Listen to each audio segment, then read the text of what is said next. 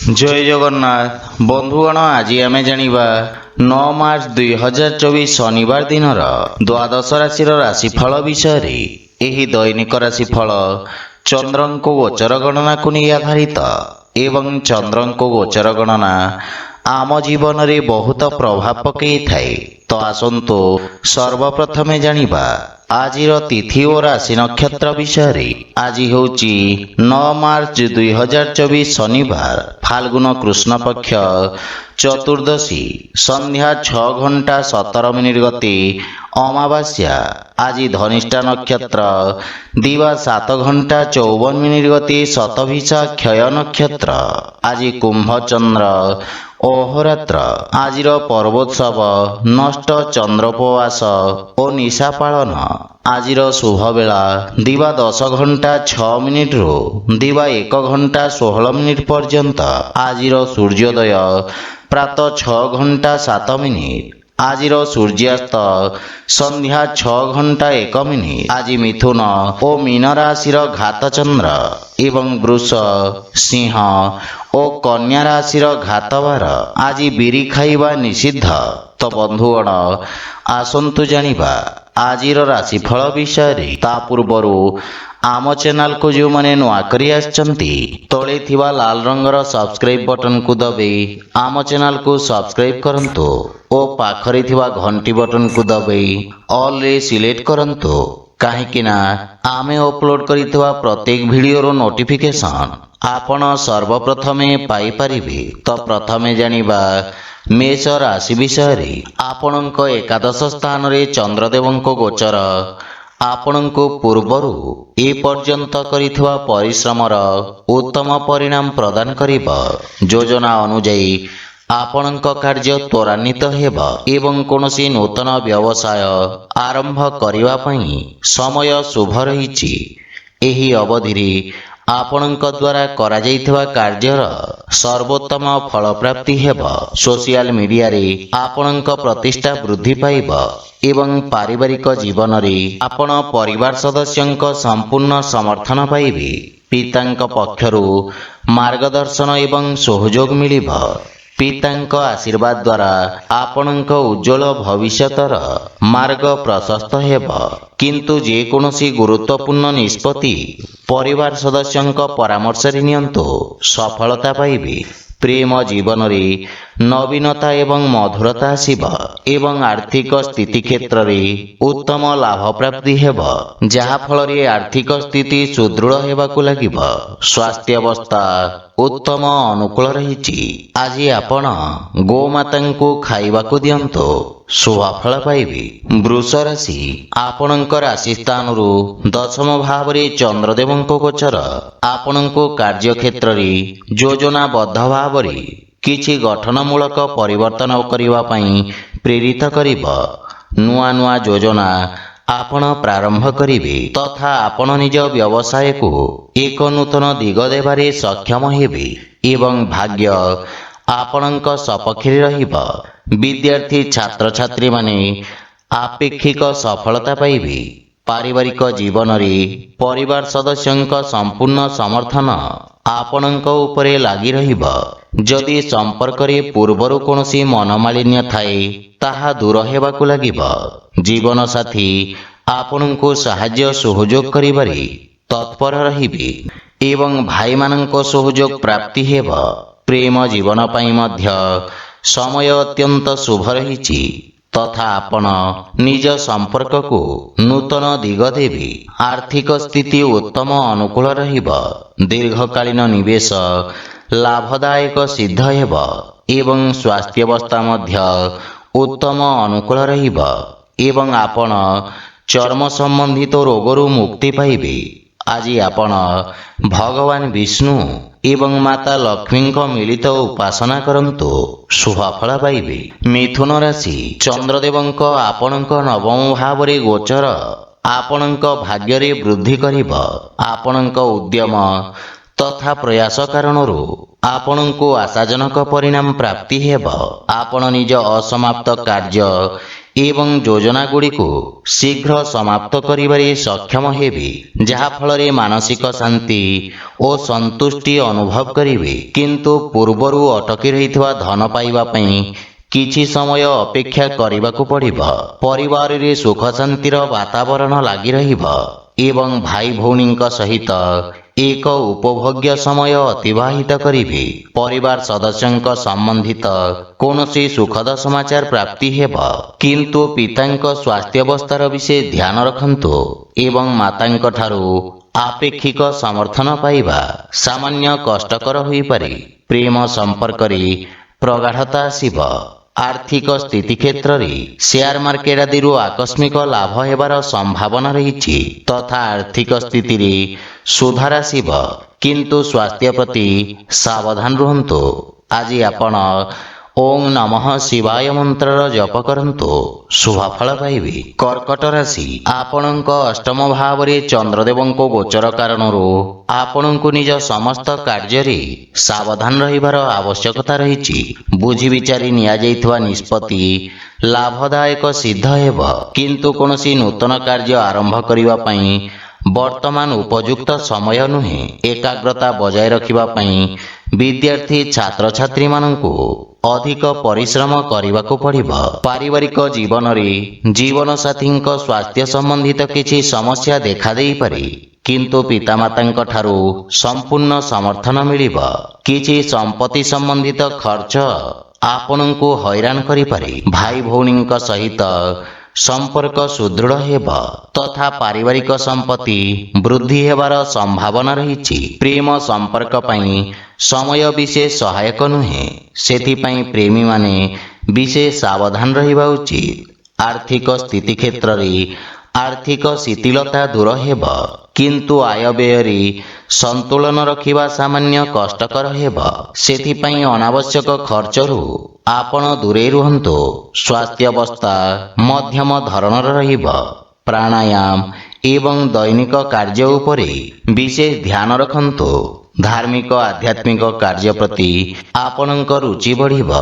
ଆଜି ଆପଣ ପକ୍ଷୀଙ୍କୁ ଦାନା ଖାଇବାକୁ ଦିଅନ୍ତୁ, ଶୁଭଫଳ ପାଇବେ।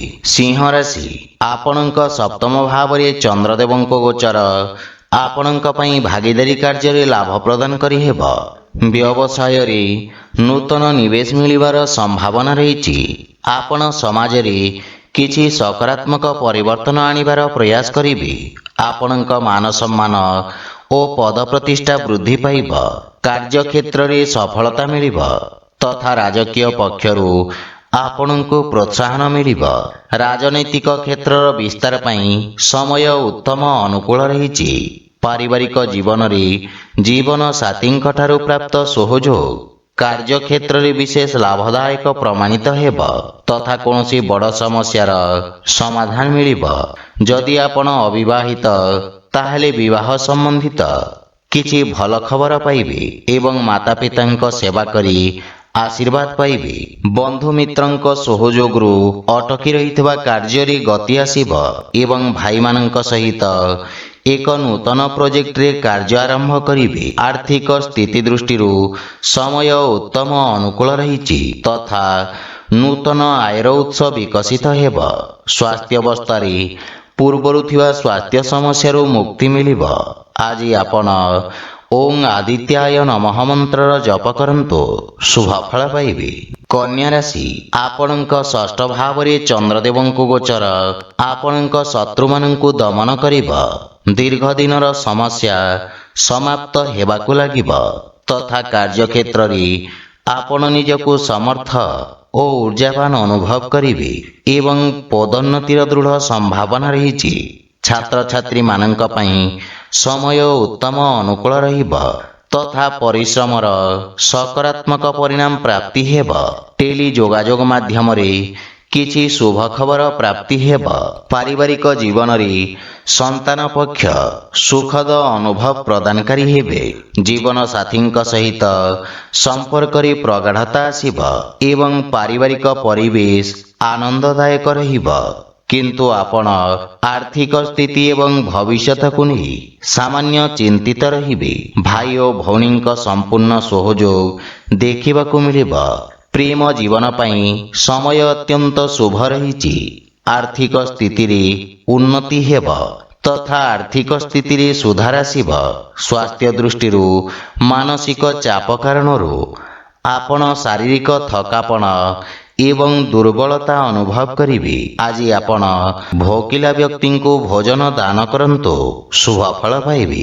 ତୁଳା ରାଶି, ଆପଣଙ୍କ ରାଶି ସ୍ଥାନରୁ ପଞ୍ଚମ ଭାବରେ ଚନ୍ଦ୍ରଦେବଙ୍କ ଗୋଚର ବିଦ୍ୟାର୍ଥୀ ଛାତ୍ରଛାତ୍ରୀମାନଙ୍କ ପାଇଁ ଅତ୍ୟନ୍ତ ଗୁରୁତ୍ୱପୂର୍ଣ୍ଣ ହେବ। ଆପଣଙ୍କ ଆତ୍ମବିଶ୍ୱାସରେ ବୃଦ୍ଧି ପାଇବ। ରୋଜଗାର ଏବଂ ବ୍ୟବସାୟ କ୍ଷେତ୍ରରେ ଆସୁଥିବା ଅବରୋଧ ଦୂର ହେବ ତଥା ସ୍ଥିତିରେ ସୁଧାର ଆସିବ ଏବଂ ଛୋଟିଆ ଦୂରଯାତ୍ରାର ମଧ୍ୟ ଯୋଗ ରହିଛି। ରାଜନୀତି କ୍ଷେତ୍ରରେ ପ୍ରୟାସରତ ବ୍ୟକ୍ତିଙ୍କୁ ଆଶାନୁରୂପ ସଫଳତା ପ୍ରାପ୍ତି ହେବ ତଥା ଆପଣଙ୍କ ପ୍ରଭାବ କ୍ଷେତ୍ରର ବିସ୍ତାର ହେବ। ପାରିବାରିକ ଜୀବନରେ ସନ୍ତାନ ନିଜ କାର୍ଯ୍ୟକ୍ଷେତ୍ରରେ ସଫଳତା ଅର୍ଜନ କରିବେ ଏବଂ ସୁଖଦ ସମାଚାର ପ୍ରାପ୍ତି ହେବ। ପରିବାର ସଦସ୍ୟଙ୍କ ସାହାଯ୍ୟ ସହଯୋଗରେ ଆପଣ ଏକ ନୂତନ ଯୋଜନା ଆରମ୍ଭ କରିବେ। ମାତାଙ୍କ ସହିତ ସମ୍ପର୍କ ସୁଦୃଢ଼ ହେବ ଏବଂ ଜୀବନସାଥୀଙ୍କ କାର୍ଯ୍ୟକ୍ଷେତ୍ରରେ ପ୍ରଗତିର ସମ୍ଭାବନା ରହିଛି। ପରିବାରରେ କୌଣସି ନୂତନ ସଦସ୍ୟଙ୍କ ଆଗମନ ହେତୁ ପାରିବାରିକ ପରିବେଶ ସୁଖମୟ ହେବ। ଆର୍ଥିକ ସ୍ଥିତିରେ ଉନ୍ନତି ହେବା ସହିତ ସଞ୍ଚିତ ଧନରେ ବୃଦ୍ଧି ଘଟିବ, କିନ୍ତୁ ଅନାବଶ୍ୟକ ଖର୍ଚ୍ଚ ଆର୍ଥିକ ସନ୍ତୁଳନକୁ ଖରାପ କରିପାରେ। ସ୍ୱାସ୍ଥ୍ୟ ଦୃଷ୍ଟିରୁ ପରିବାରର କୌଣସି ସଦସ୍ୟଙ୍କ ସ୍ୱାସ୍ଥ୍ୟ ସମସ୍ୟା ଆପଣଙ୍କୁ ବ୍ୟଥିତ କରିବ, ସେଥିପାଇଁ ସ୍ୱାସ୍ଥ୍ୟାବସ୍ଥାର ବିଷୟ ଧ୍ୟାନ ରଖନ୍ତୁ। ଆଜି ଆପଣ ଗୋମାତାଙ୍କୁ ଖାଇବାକୁ ଦିଅନ୍ତୁ, ଶୁଭ ଫଳ ପାଇବେ। ବିଛା ରାଶି, ଆପଣଙ୍କ ଚତୁର୍ଥ ଭାବରେ ଚନ୍ଦ୍ରଦେବଙ୍କ ଗୋଚର ଆପଣଙ୍କ ମାନସିକ ଚିନ୍ତା ଉତ୍ପନ୍ନ କରିପାରେ। ବାଣିଜ୍ୟ ବ୍ୟବସାୟ କ୍ଷେତ୍ରରେ କିଛି ଅବରୋଧ କାରଣରୁ ଆପଣଙ୍କୁ କଷ୍ଟ ଭୋଗିବାକୁ ପଡ଼ିପାରେ। ବ୍ୟବସାୟ କ୍ଷେତ୍ରରେ ଅଧିକାରୀଙ୍କ ସହିତ କିଛି ମତଭେଦର ସମ୍ଭାବନା ରହିଛି, ସେଥିପାଇଁ ଆପଣ ନିଜ କ୍ରୋଧରେ ନିୟନ୍ତ୍ରଣ ବଜାୟ ରଖନ୍ତୁ, ଅନ୍ୟଥା ଆପଣଙ୍କ ପ୍ରତିଛବି ଉପରେ ଖରାପ ପ୍ରଭାବ ପଡ଼ିବ। ଛାତ୍ରଛାତ୍ରୀମାନେ ସେମାନଙ୍କର ଏକାଗ୍ରତା ବଜାୟ ରଖିବାରେ ଅସୁବିଧାର ସମ୍ମୁଖୀନ ହେବେ। ପାରିବାରିକ ଜୀବନରେ ଖର୍ଚ୍ଚର ଅଧିକତା କାରଣରୁ ପରିବାରରେ କିଛି ମନୋମାଳିନ୍ୟର ସମ୍ଭାବନା ରହିଛି ଏବଂ ଆୟବ୍ୟୟରେ ସନ୍ତୁଳନ ରଖିବା କଠିନ ହେବ, କିନ୍ତୁ ଭାଇ ଭଉଣୀଙ୍କ ପକ୍ଷରୁ ମାର୍ଗଦର୍ଶନ ପ୍ରାପ୍ତି ହେବ ଏବଂ ଭବିଷ୍ୟତ ଯୋଜନା ଉପରେ ଆଲୋଚନା କରିବେ ତଥା ସମସ୍ୟାର ସମାଧାନ ଖୋଜିବେ। ଆର୍ଥିକ ସ୍ଥିତି ସାମାନ୍ୟ ସଂଘର୍ଷପୂର୍ଣ୍ଣ ରହିବ ଏବଂ କୌଣସି ପ୍ରକାର ନିବେଶରୁ ଆପଣ ଦୂରେଇ ରୁହନ୍ତୁ। ସ୍ୱାସ୍ଥ୍ୟାବସ୍ଥାରେ ପେଟ ସମ୍ବନ୍ଧିତ ସମସ୍ୟା ଆପଣଙ୍କୁ ବ୍ୟଥିତ କରିବ, ସେଥିପାଇଁ ଖାଦ୍ୟପେୟର ସମ୍ପୂର୍ଣ୍ଣ ଧ୍ୟାନ ରଖନ୍ତୁ। ଆଜି ଆପଣ ହନୁମାନ ଚାଳିଶାର ପାଠ କରନ୍ତୁ, ଶୁଭ ଫଳ ପାଇବେ। ଧନୁ ରାଶି, ଆପଣଙ୍କ ରାଶି ସ୍ଥାନରୁ ତୃତୀୟ ଭାବରେ ଚନ୍ଦ୍ରଦେବଙ୍କ ଗୋଚର ଆପଣଙ୍କ ପରାକ୍ରମରେ ବୃଦ୍ଧି କରିବ। ଆପଣ ନିଜ ବୁଦ୍ଧିବଳ ଏବଂ ଦକ୍ଷତା ବଳରେ ଶତ୍ରୁମାନଙ୍କୁ ପରାସ୍ତ କରିବେ। ଚିକିତ୍ସା କ୍ଷେତ୍ରରେ ଜଡ଼ିତ ବ୍ୟକ୍ତିଙ୍କ ଖ୍ୟାତି ବୃଦ୍ଧି ପାଇବ, କିନ୍ତୁ ସରକାରୀ କର୍ମଚାରୀମାନଙ୍କ ପାଇଁ ଏହା ଏକ ବ୍ୟସ୍ତବହୁଳ ଦିନ ହେବ। ନୂତନ ଦାୟିତ୍ୱ ସହିତ ସ୍ଥାନାନ୍ତରଣ ହେବାର ମଧ୍ୟ ସମ୍ଭାବନା ରହିଛି। ପାରିବାରିକ ଜୀବନରେ ଭାଇମାନଙ୍କ ସାହାଯ୍ୟରେ ଆପଣଙ୍କ ଅଟକି ରହିଥିବା କାର୍ଯ୍ୟରେ ଗତି ଆସିବ। ବିଦେଶରୁ ସୁଖଦ ସମାଚାର ପ୍ରାପ୍ତି ହେବ ଏବଂ ପାରିବାରିକ ଜୀବନ ଆନନ୍ଦଦାୟକ ରହିବ। ସନ୍ତାନ କାର୍ଯ୍ୟରେ ଉନ୍ନତି କରି ଆପଣଙ୍କୁ ଗୌରବାନ୍ୱିତ କରିବେ। ପ୍ରେମ ସମ୍ବନ୍ଧ ପାଇଁ ସମୟର ଅଭାବ ସମ୍ପର୍କରେ ସମସ୍ୟା ଉତ୍ପନ୍ନ କରିପାରେ। ଆର୍ଥିକ ସ୍ଥିତି ଉତ୍ତମ ଅନୁକୂଳ ରହିବ ତଥା ଆପଣ ମାନସିକ ଚାପରୁ ମୁକ୍ତି ପାଇବେ, କିନ୍ତୁ ମାତାଙ୍କ ସ୍ୱାସ୍ଥ୍ୟାବସ୍ଥାର ବିଷୟ ଧ୍ୟାନ ରଖନ୍ତୁ। ଆଜି ଆପଣ ଶିବଲିଙ୍ଗରେ ଜଳ ଅର୍ପଣ କରନ୍ତୁ, ଶୁଭ ଫଳ ପାଇବେ। ମକର ରାଶି, ଆପଣଙ୍କ ଦ୍ୱିତୀୟ ଭାବରେ ଚନ୍ଦ୍ରଦେବଙ୍କ ଗୋଚର କାରଣରୁ ସମାଜରେ ଆପଣଙ୍କ ମାନ ସମ୍ମାନ ବୃଦ୍ଧି ପାଇବ। ଆପଣ ନିଜର ସମସ୍ତ କାର୍ଯ୍ୟ ସଫଳତାର ସହିତ ସମାପ୍ତ କରିବାରେ ସକ୍ଷମ ହେବେ। ବିଦ୍ୟାର୍ଥୀମାନେ ନିଜ ଅଭିବ୍ୟକ୍ତି କ୍ଷମତାରେ ଅଭିବୃଦ୍ଧି ଅନୁଭବ କରିବେ ଏବଂ ଆପଣ ନିଜ ମଧୁର ବାଣୀ ଦ୍ୱାରା ସମସ୍ତଙ୍କୁ ପ୍ରଭାବିତ କରିବେ। ତଥା ଆପଣଙ୍କ ସକାରାତ୍ମକ ଭାବମୂର୍ତ୍ତି ସମାଜରେ ଉତ୍ପନ୍ନ ହେବ। କର୍ମକ୍ଷେତ୍ରରେ ସମ୍ପର୍କ ଲାଭଦାୟକ ହେବ ଏବଂ ପାରିବାରିକ ଜୀବନରେ ପରିବାରର ସମ୍ପୂର୍ଣ୍ଣ ସମର୍ଥନ ଆପଣଙ୍କ ଉପରେ ଲାଗି ରହିବ। ପୂର୍ବରୁ ଥିବା ପାରିବାରିକ ଦୂରତାର ଅନ୍ତ ଘଟିବ। ପରସ୍ପର ମଧ୍ୟରେ ପ୍ରେମ ଭାବ ବୃଦ୍ଧି ପାଇବ। ପରିବାରରେ ସୁଖ ଶାନ୍ତିର ବାତାବରଣ ଲାଗି ରହିବ। ଭାଇ ଭଉଣୀଙ୍କ ସହିତ ଆପଣ ଉତ୍ତମ ସମୟ ଅତିବାହିତ କରିବେ। ସନ୍ତାନ ପକ୍ଷରୁ ସୁଖଦ ସମାଚାର ପାଇ ପ୍ରସନ୍ନତା ଅନୁଭବ କରିବେ। ପ୍ରେମ ସମ୍ପର୍କ ପାଇଁ ଆପଣ ସମୟ ବାହାର କରିବାରେ ସକ୍ଷମ ହେବେ। ଆର୍ଥିକ ସ୍ଥିତି ବିକଶିତ ହେବ ତଥା ନୂତନ ଆୟର ଉତ୍ସ ବୃଦ୍ଧି ପାଇବ। ସ୍ୱାସ୍ଥ୍ୟାବସ୍ଥା ସାମାନ୍ୟ ରହିବ ଏବଂ ପୁରୁଣା ସ୍ୱାସ୍ଥ୍ୟ ସମସ୍ୟାରୁ ଆପଣ ମୁକ୍ତି ପାଇବେ। ଆଜି ଆପଣ ଗରିବ ବ୍ୟକ୍ତିଙ୍କୁ ସାହାଯ୍ୟ କରନ୍ତୁ, ଶୁଭ ଫଳ ପାଇବେ। କୁମ୍ଭ ରାଶି, ଆପଣଙ୍କ ରାଶିରେ ଚନ୍ଦ୍ରଦେବଙ୍କୁ ଗୋଚର ଆପଣଙ୍କୁ ପୂର୍ବରୁ ଲାଗି ରହିଥିବା ସମସ୍ୟାରୁ ମୁକ୍ତି ପ୍ରଦାନ କରିବ। ଆପଣଙ୍କ ଆଚରଣରେ ଏକ ସକାରାତ୍ମକ ପରିବର୍ତ୍ତନ ଆସିବ, ଯାହା ଆପଣଙ୍କ କିଛି ଖରାପ ଅଭ୍ୟାସ ଶେଷ କରିବାରେ ସହାୟକ ହେବ। ସମାଜରେ ଆପଣଙ୍କ ଭାବମୂର୍ତ୍ତିରେ ସକାରାତ୍ମକ ପରିବର୍ତ୍ତନ ଆସିବ। ପାରିବାରିକ ଜୀବନରେ ପାରିବାରିକ ସହଯୋଗରୁ ଆପଣ ଅଟକି ରହିଥିବା କାର୍ଯ୍ୟରେ ଅଗ୍ରଗତି ଅନୁଭବ କରିବେ। ଅଜାଇ ଅଥବା କୌଣସି ବୃଦ୍ଧ ବ୍ୟକ୍ତିଙ୍କୁ ସାହାଯ୍ୟ କରିବାର ସୁଯୋଗ ମିଳିବ, ଯାହା ଫଳରେ ଆପଣ ଶାନ୍ତି ଅନୁଭବ କରିବେ। ଭାଇ ଭଉଣୀଙ୍କ ମଧ୍ୟରେ ସମ୍ପର୍କ ସୁଦୃଢ଼ ହେବ ଏବଂ ଆର୍ଥିକ ସ୍ଥିତି କ୍ଷେତ୍ରରେ କିଛି ସମୟ ଧରି ଚାଲି ଆସୁଥିବା ଆର୍ଥିକ ସମସ୍ୟାରୁ ଆପଣ ମୁକ୍ତି ପାଇବେ। କିନ୍ତୁ ଅନାବଶ୍ୟକ ଖର୍ଚ୍ଚରୁ ଆପଣ ଦୂରେଇ ରୁହନ୍ତୁ। ଆପଣ ମାନସିକ ଶାନ୍ତି ଏବଂ ଏକ ନୂତନ ଉତ୍ସାହ ଅନୁଭବ କରିବେ, ଯାହା ଫଳରେ ସ୍ୱାସ୍ଥ୍ୟାବସ୍ଥା ଉତ୍ତମ ଅନୁକୂଳ ରହିବ। ଆଜି ଆପଣ ବଜରଙ୍ଗ ବାଣ ପାଠ କରନ୍ତୁ, ଶୁଭ ଫଳ ପାଇବେ।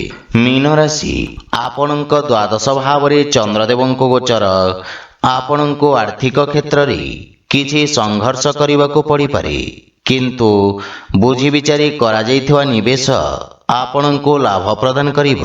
ସାମାଜିକ ସେବାରେ ଆପଣ ପୂର୍ଣ୍ଣ ସହଯୋଗ କରିବେ, କିନ୍ତୁ ଆପଣ ବାଣୀରେ ନିୟନ୍ତ୍ରଣ ବଜାୟ ରଖନ୍ତୁ।